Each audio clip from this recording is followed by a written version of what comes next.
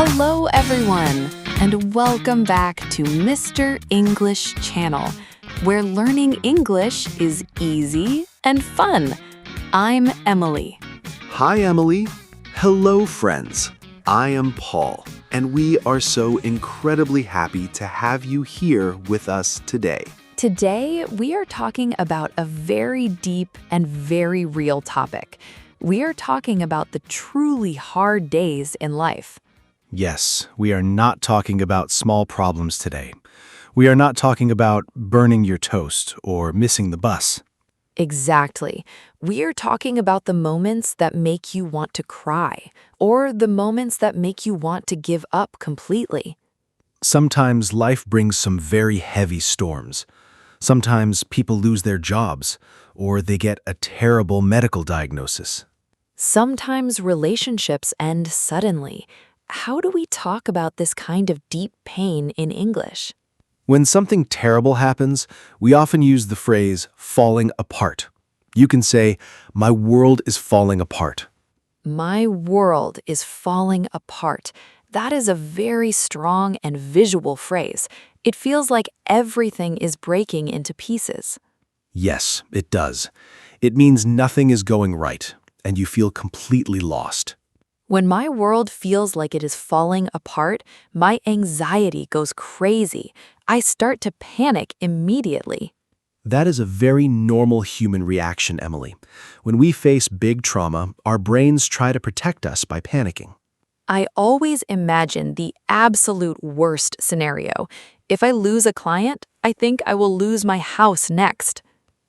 You have a very creative imagination, Emily. But it is true. Fear makes us overthink. What is a good phrase to describe that feeling when your brain will not stop worrying? You can say, "My mind is racing." It means your thoughts are moving way too fast, like a race car. My mind is racing. I use that feeling a lot. Another good word for A2 or B1 students is overwhelmed. Oh, overwhelmed is a perfect word. It means the problem is too heavy for you to carry alone. Can you give our students an example of how to use overwhelmed in a normal sentence? Sure. You can say, "I am feeling very overwhelmed at work right now." Or, "This bad news is completely overwhelming." Sometimes being overwhelmed makes people feel depressed. They do not want to get out of bed. Depression and deep sadness are real struggles. Sometimes people feel like they have hit rock bottom. Hit rock bottom. What does rock bottom mean in English? That sounds very serious. The bottom is the lowest part of something. So, hitting rock bottom means you are at the lowest point in your life. It means things cannot get any worse. You are at the very bottom of the hole. Exactly. But there is a positive way to look at that phrase, too. How can hitting rock bottom be positive? It sounds terrifying to me. Well, when you hit the solid rock at the bottom, you can use it to push yourself back up. Wow, I never thought about it like that. When you're at the bottom, the only way to go is up. Exactly. But it takes time. When people are at the bottom, we should not force them to be happy. That is so important. I hate it when I'm very sad and someone says, "Just smile, be positive." We call that toxic positivity in English. It's when people force you to be happy when you're actually suffering. Yes. If someone loses a family member, you cannot just say, "Look on the bright side." That is cruel. It is very cruel. People need time to feel their pain. In English, we call this process grieving. Grieving. Can you explain what the word grief means for our beginner students? Grief is the deep, heavy sadness you feel when you lose someone or something very important to you. You can feel grief when a person dies, but you can also feel grief when a long marriage ends. Yes, exactly. You are grieving the life you thought you were going to have. It is a very painful process. So, if we cannot say be positive, what should we say to a friend who is grieving? The best thing you can say is, I am here for you. It is simple, but it is incredibly powerful. I am here for you. It means you are not trying to fix the problem. You are just standing with them. Yes. You can also say, take all the time you need. This gives them permission to be sad. Sometimes when I am grieving or panicking, I act on impulse. I try to change everything in my life to feel better. Acting on impulse is very common when we hurt. We want the pain to stop immediately. What does it mean to act on impulse? Can we explain that a bit more? It means making a fast decision without thinking about the future. It is usually driven by strong emotion. For example, if I get fired from my job, I might act on impulse and sell my car the same day. Yes, and that is usually a terrible idea. You need your car. So, what is the alternative? How do we stop ourselves from acting on impulse during hard days? We need to use a great English phrase, take a step back. Take a step back. Does that mean literally walking backwards away from the problem? No, not literally. It means to pause, breathe, and look at the situation from a distance before doing anything. I love that. When you take a step back, the problem doesn't feel like it is crushing your face. Exactly. You create space between you and the panic, and in that space, you can finally breathe. Breathing is so important. When I am anxious, I forget to breathe deeply. My chest gets very tight. That is your body reacting to stress. Taking a deep breath actually tells your brain that you're safe. Sometimes I try to breathe, but my problems are still there. How do you stay so calm, Paul? Well, honestly, my faith is my anchor. When the storm is huge, I know I'm not driving the boat. My faith is my anchor. An anchor is the heavy metal thing that stops a ship from moving in the wind. Yes, life is difficult sometimes, but we can trust God, drink a good cup of coffee, and keep going. But what if you don't know how to keep going? What if the future looks completely dark and scary? You don't need to see the whole staircase, Emily. You just need to see the very first step. I really like that metaphor. You just need to focus on today. In English, we say, take it one day at a time. Take it one day at a time. It is probably the best advice for anyone going through a hard season. If today is too hard, you can even take it 1 hour at a time. Just survive the next hour. Exactly. And before we share more advice about surviving hard days, let's take a quick pause. If you are enjoying this conversation, don't forget to like the video, subscribe to the channel, and share it with a friend who is learning English. Yes, please do. And if you are still listening, comment "Never Give Up" below. We read all your comments. We really do. We love seeing our community grow. Okay, let's get back to our serious topic. We were talking about taking life one day at a time. Another thing that helps is having a support system. A support system. That sounds like a computer term. What does it mean for people? A support system is the group of people you trust. It can be family, close friends, or even a good doctor. When my world falls apart, I need my support system. I need someone to tell me I am not crazy. Well, you are a little bit crazy, Emily, but it's a good kind of crazy. Thank you, Paul. You always know how to make me smile, even when we talk about sad things. Humor is actually a great tool for hard days. We call it comic relief. Comic relief? What is that? Is it like medicine for sadness? In a way, yes. It means finding something funny to break the tension, even in a dark situation. It is true. Sometimes crying so much makes you exhausted. A small laugh feels like a glass of cold water. Exactly. Life is heavy, but not every single minute has to be serious. We can still laugh at silly things. But what if someone has a disease or a really big financial problem? How can they laugh? They laugh because they are still human. Joy and pain can exist in the same heart at the exact same time. Joy and pain can exist at the same time. That is beautiful, and it is very true. When things go wrong, we also need to talk about resilience. This is an excellent B1 vocabulary word. Yes, let's teach resilience. How do you explain resilience to someone learning English? Resilience is the ability to recover quickly from difficulties. It is how fast you can stand up after you fall down. Ah, I see. It is like a rubber band. When you stretch a rubber band, it snaps back to its original shape. Perfect example. In English, we use the phrasal verb bounce back. Resilient people bounce back from failure. I do not bounce back very fast. Sometimes I stay on the floor for a long time, just worrying. And that is okay. Resilience is not a race. You are allowed to rest on the floor for a while. That makes me feel much better. Resting is important. If you push yourself too hard, you will get burnout. Can you explain burnout to our friends listening, Emily? It is a very modern word.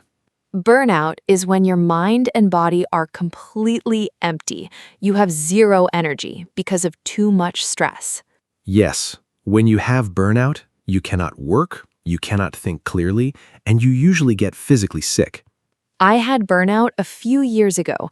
I thought my career was completely over. I wanted to give up forever. But you didn't give up. What did you do to rebuild your life after that experience? I had to use another good English phrase, start from scratch. I had to learn how to rest again. Start from scratch means starting over from zero. It means building something entirely new. It is very scary to start from scratch. You feel like you wasted a lot of time in the past. But nothing is ever wasted. Every mistake and every failure teaches you a valuable lesson for your new start. That is true. The skills I learned before my burnout helped me build a better, healthier life later. We call that finding the silver lining. It's a famous English idiom. Let's break that down. Silver lining. What does the word lining mean? A lining is the material on the inside of a jacket, so a silver lining is a bright, shiny edge on a dark cloud. So, finding the silver lining means finding the one good thing inside a very bad situation.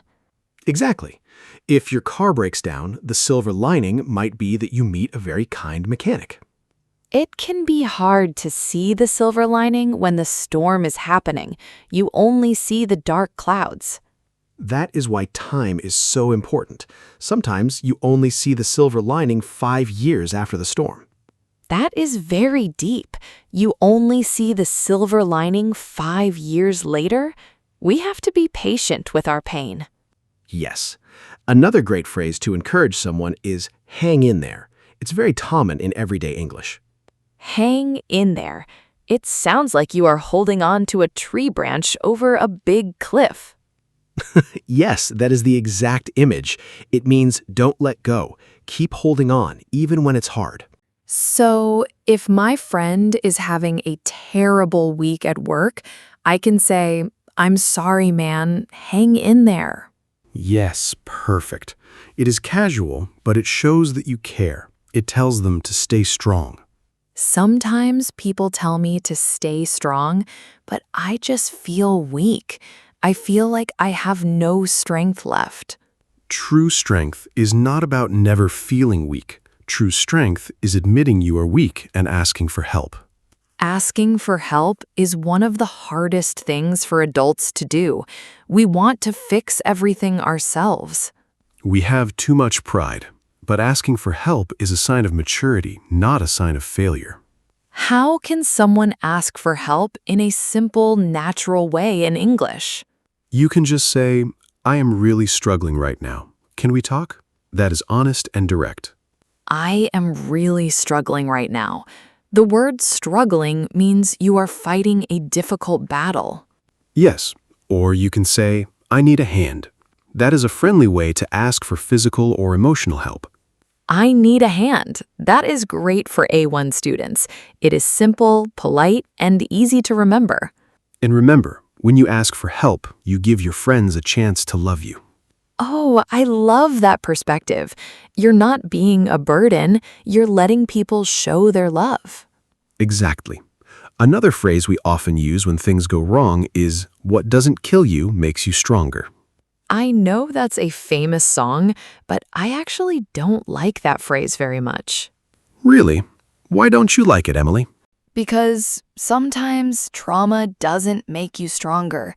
Sometimes it just makes you tired and sad. That is a very fair point. You don't have to become a superhero just because you suffered a tragedy. Exactly. Sometimes the only victory is that you survived, and surviving is enough. Surviving is absolutely enough. If you are breathing, you are winning. Let's give our listeners a few more encouraging phrases. What else can we say to a friend in pain?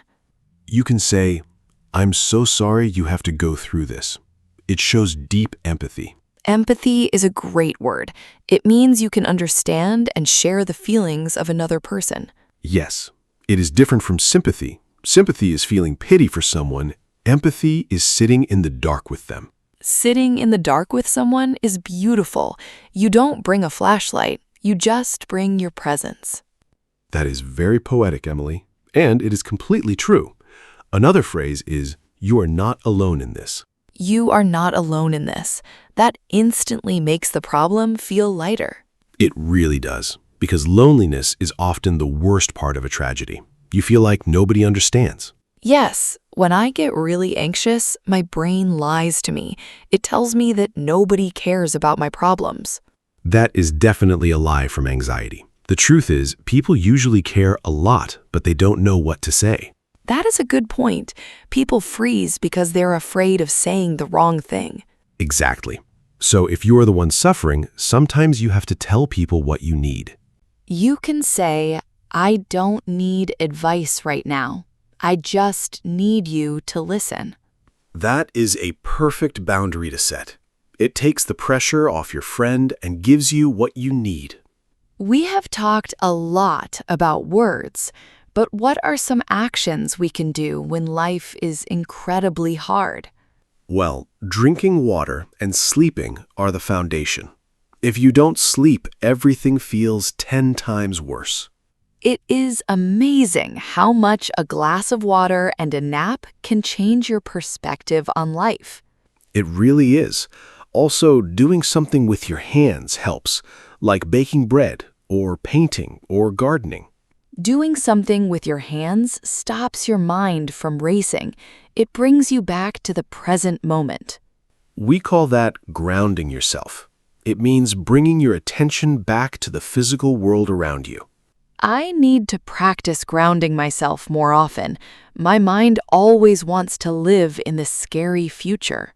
The future is a mystery, Emily. We only have control over this exact second, so let's make it a good one. I think this podcast episode is going to help a lot of people. It is okay to have hard days. It is more than okay. It is guaranteed. Hard days are part of the contract of being alive. But remember, a bad day does not define your whole life. The storm will eventually run out of rain. That is a wonderful thought, Emily. The storm will eventually run out of rain.